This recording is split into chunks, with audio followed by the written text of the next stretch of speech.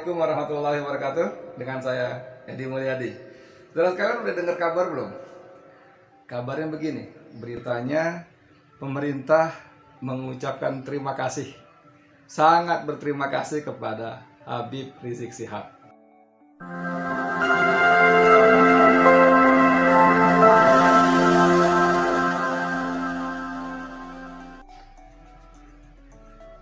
Udah dengar belum? Coba googling deh kalau belum dengar, googling. Ketik pemerintah berterima kasih kepada Habib Rizik Syihab. Coba googling deh. Ketemu deh. Oh my god. Wow. Sorry, bercanda. Saya bercanda, tapi ini yang saya harapkan sebetulnya. Kenapa?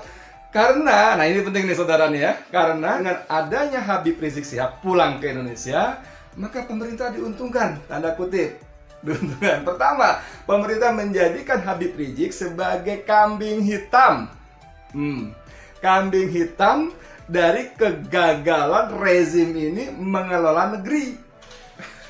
Gimana gagal di ekonomi? Babak belur. Ekspor jeblok, ya kan gitu kan? Pendapatan rakyat hancur lebur. APBN babak belur, nggak punya duit untuk beroperasi, untuk membiayai negara ini. Apalagi dari sisi keadilan hukum, tajam ke bawah, tumpul ke atas. Apalagi dari sisi ancaman ideologi, ancaman NKRI, kedaulatan rakyat, kedaulatan negara. Ada separatisme yang baru kemarin mengibarkan lagi, memproklamasikan kemerdekaannya, mengangkat siapa itu sebagai presiden ad interim dan sebagainya. Itu jelas-jelas NKRI terancam separatisme. Tapi kan pemerintah nggak bisa ngapa-ngapain, ya kan? Belum lagi utang luar negeri yang gila yang saya ulang-ulang 7.000 triliun dengan bunga yang sangat tinggi. Jadi negeri ini, penguasa ini nggak bisa apa-apa, gagal total. Kan? Tapi mereka tanda kutip bersyukur, beruntung Habib pulang. Ini jadi kambing hitam kita. Ini ancaman NKRI kita. Ini mengganggu kedaulatan negara kita. Ini mengancam kesatuan bangsa kita. Makanya mereka segala macam upayakan untuk mengkriminalisasi dengan segala macam cara. Setelah dengan cara-cara hukum yang kemarin-kemarin tidak mungkin, lalu disusut operasi yang saya sebut kemarin untuk mengcovidkan. Ngomong-ngomong mengcovidkan ini luar biasa jahatnya mereka loh, saudara. Jahat banget. Udahlah, saya nggak mau ngomong Kapolda ini, Kapolda itu dicopot filmnya, itu dia udah lewat video saya yang lalu. Ini yang terbaru saudara, untuk membuat kesan seolah-olah Habib Rizik kena COVID, terpapar sehingga atas nama hukum, undang-undang, peraturan bisa ditangkap, diisolasi, diasingkan. Kalau perlu keluar Jawa, mereka susun. Mereka buat seolah-olah ada laporan pemeriksaan swab dari Mercy. Ini yang kemarin memeriksa Habib di rumah sakit Umi, bahwa Habib positif COVID. Kurang ajar nggak? Dan itu disebarkan ke media-media. Nggak tahu, saya belum baca media. Apakah teman-teman wartawan memakan berita dan memuatnya sebagai berita? Saya nggak tahu. Ada saudara. Aduh gila, nanti saya tunjukin di sela-sela tayangan video ini. Mereka palsukan saudara. Palsukan pemeriksaan tanggal sekian atas nama ini, swab pertama, swab kedua tanggal sekian, hasilnya positif. Jahat betul. Jahat betul ini. Penguasa jahat betul. Itu fitnah yang sangat keji. Nah, kembali ke soal tadi saudara. Jadi Habib ini betul-betul tanda kutip menjadi berkah, tanda kutip lagi menurut saya.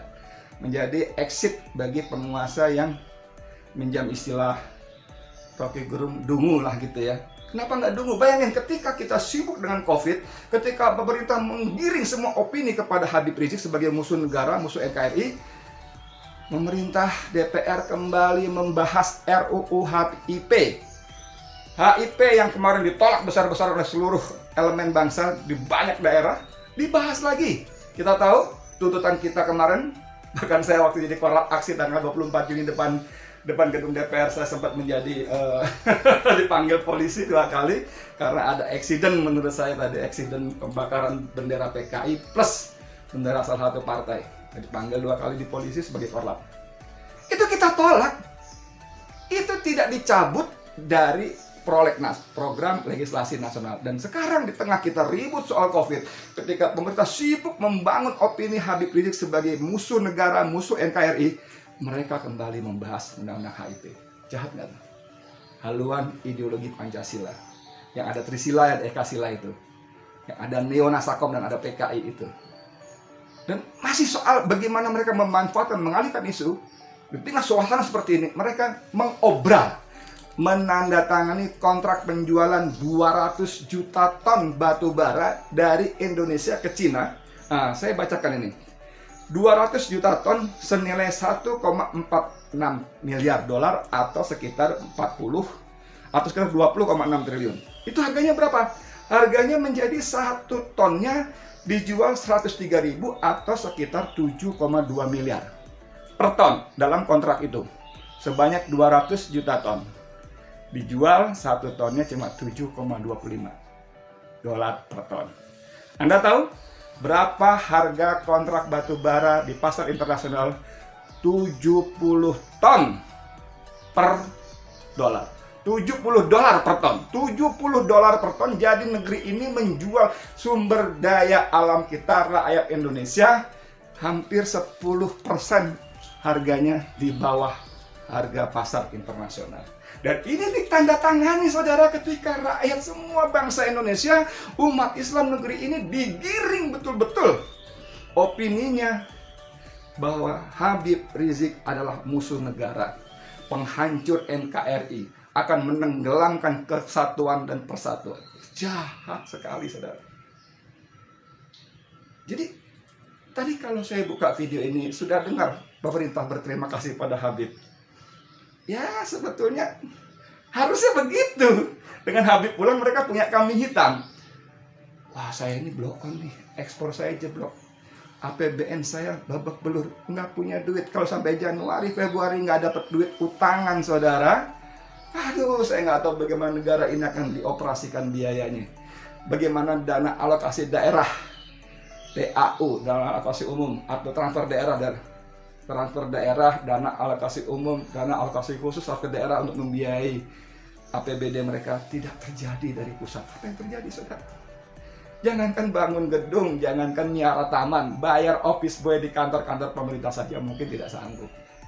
Ngeri, saudara. Terima kasih kedua pemerintah terhadap Habib Rizik adalah bahwa pemerintah ini menjadikan, nah inilah penting, menjadikan COVID sebagai barang dagangan untuk ngemis keluar. Kalau dulu kita ngemisnya ke IMF, Bank Dunia, IDB, ya kan? Sekarang ngemis ke negara-negara, ke Jepang, ke Kanada, ke Jerman, dan hasilnya dapat recehan. Total dari ngemis dari satu negara ke negara lain itu cuma 24 triliunan sekian. Jualannya apa? COVID, untuk membiayai COVID. Anda tahu dalam undang-undang terbaru kita yang nomor 2 tahun 2020 tentang COVID itu, dana yang awalnya pada Perpres, maksudnya dari Perpu, peraturan pemerintah pengganti undang-undang cuma sekitar 405 triliun, sekarang sudah melonjak menjadi 900 triliun lebih untuk dana COVID. Yangnya ini penting nih, yang tidak jelas